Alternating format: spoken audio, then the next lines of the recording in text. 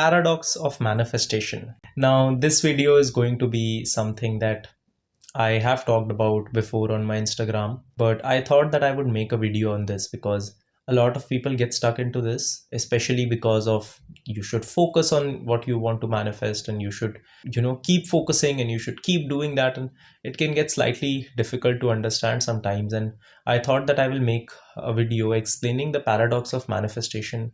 And once we understand this, how easy it gets for us to get the things that we want in our life, especially sustainably. And I think this video would be very great for people who are manifesting things that they think are big.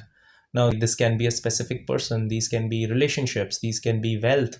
Like, it can be used in any area of your life, but it would be good if you use these things for every area, and especially for things that you feel are slightly out of your comfort zone and slightly out of your reach, and some things that you have pedestalized to any degree. So first, let's understand what a paradox actually means. In its essence, what a paradox actually means is something that contradicts itself. To get maybe something, I don't have to do that kind of the thing that we think that we should do to get it. I don't know, you guys can actually Google the definition to understand it better, but that is what a paradox basically means. Now, how does that come into play in manifestation, and why do people misunderstand the concept? First, the few things that people think that why we are in this zone and what the usual definition of it is that one, because Neville Goddard said that you need to have a burning desire to get something and only then you will get it. And I have cleared it before in one of my videos, and even I have made a specific post about this on Instagram. But what Neville Goddard actually meant by that is that you need to have a very strong why to change, not that you need to be in a desperate state for it to come, that you need to keep longing for it and craving for it in a desperation state so that it will come. The second thing why people start to focus on something a lot is because we have all heard that focus on something if you want to get it in your life. And while doing that, unconsciously what we do is we put that thing in a pedestalized place, and we are thinking that we are focusing on that thing, when what we are truly doing is we are pedestalizing and obsessing over that thing, which takes away the whole purpose of manifestation at all, because manifestation is usually something that comes back to us as a consequence of us changing and as a reflection, not something that we get obsessed over. Now, why do we put something in that kind of a position in the first place? We all have particular feelings that we want, right? So these are our core needs. It can be anything. So let's say it can be love, it can be affection, it can be care, it can be feeling important, it can be feeling chosen, it can be feeling powerful, anything. Now, every time a person is doing something in their own mind, they are doing the best that they can. So when you are also chasing in your mind, it's because you think that that's the best option. It's because unconsciously you think that there are only a few options and you are choosing the best option from those. So it's not that you are inherently a chaser. It's that you think that chasing is the best option to get what I want. And because you are chasing, you're trying to get that one feeling, that one core feeling that you think only this thing can provide you. So we will just talk about it in an example because it will get easier to explain. So let's say it's a person. Now, let's say I want to be with a person. I want them to be with me, and I want them to call me right now and say that they would want to be with me, or I want them to call me every day, right? Now, them calling me every day is something that makes me feel important. Now, in my mind, feeling important is a core need. And according to me, I have seen that the only way I can feel important, or the most important way through which I can feel that way, is through this person calling me. That's why the obsession has started to grow when I have started to think that this person calling me will make me feel important. So yes, I might be missing that person, but the reason that I have pedestalized that call so much is because in my mind, that's the only way to get that feeling. The same with money a lot of times. A lot of times after having our basic needs met, the reason that we keep manifesting more money is because we think that that will make me feel freedom and that will make me feel powerful. What we are looking for is that feeling of power, is that feeling of freedom. And we think that money is the vessel for it. Now, when I'm explaining these things to you, I'm explaining these things not because I'm saying that wanting money is bad or wanting those calls is bad. I am telling you how to work on it so that you can get these calls in the first place. So this is all for the manifestation, not so that you can go away from it. This is all for you to achieve the things that you want. And that's the paradox. And the more I pedestalize something, the more important it is, quote unquote, it will keep being pushed away from me. Now, what happens in these moments is that we have made that one thing the vessel for that feeling.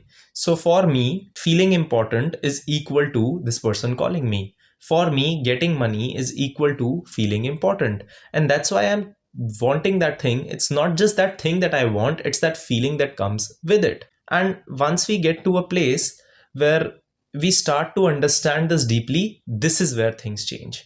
Now, how the paradox actually works. The more we want that thing and the more we think that that's the only way that we can get that feeling, the more that thing stays away from us. The more we can provide that feeling to ourselves and the more we can get into a place where we can make ourselves feel that way, the faster that thing comes to us, because now we are not dependent on that thing to make us feel that way, and its importance decreases and it comes to us faster. That's what the paradox is.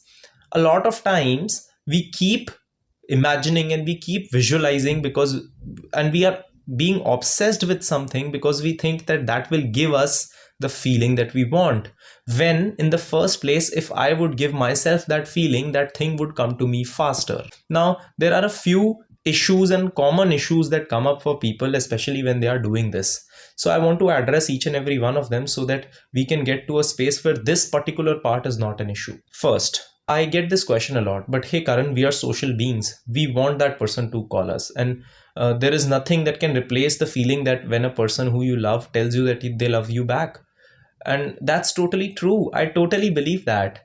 So let me answer how to fix this. First, when I'm telling you these things, I'm telling you so that you can get these things, not so that you don't want these anymore.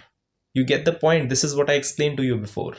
Second, let's say that person can make us feel a 10 of that feeling. Just to quantify it, just to make it easier to understand. Let's say that person can make us feel a 10 of that feeling.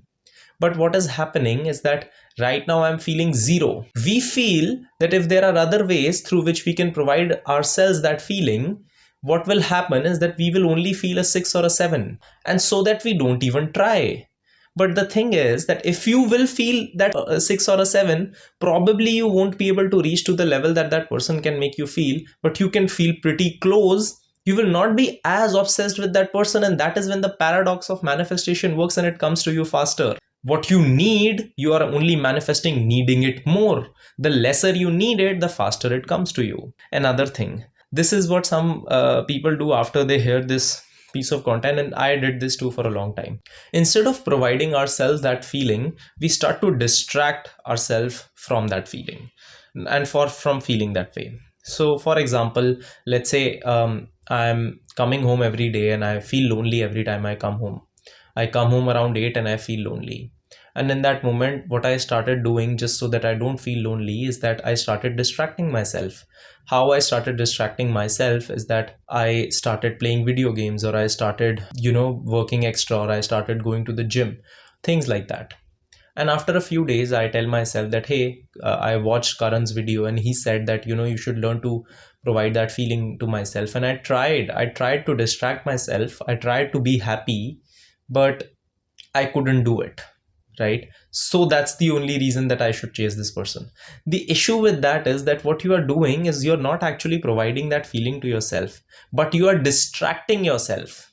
It's just like I'm saying that my body is itching, my hand is itching, and I tell someone that, oh, please, can you scratch my hand? And they scratch my whole body, but not the hand. That's the thing. And I'm thinking that, hey, but someone did scratch me, so why is it not going away? Why is that itch not going away? Because that exact feeling was still not fulfilled. It was a distraction, not a solution.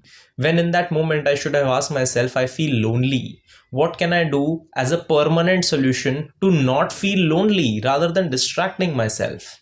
And in these moments, it's about actions. So I will give you an example. Let's say some days I want to feel important, right? And let's say I want that importance to come from my partner, but in that moment my partner is not available for some reason. What I would do instead is I start to post extra on my page. Now I know I already post a lot, so it's not that I'm always trying to feel important, but just giving you an example, that is the exact feeling that I'm wanting to feel, that I'm countering by doing some action that can make me feel that exact way. Now, of course, it cannot make me feel that way to the level my partner can, but it can come pretty close to the level where I don't need it anymore. And whatever I don't need comes to me faster. I really intend that you get the message that this video is here to send, because if you do, it will actually help you a lot in your journey as you move forward. I will see you guys in the next video. I'm going to be posting a success story in the next one, and hope you are all having a great time ahead. Thanks for watching.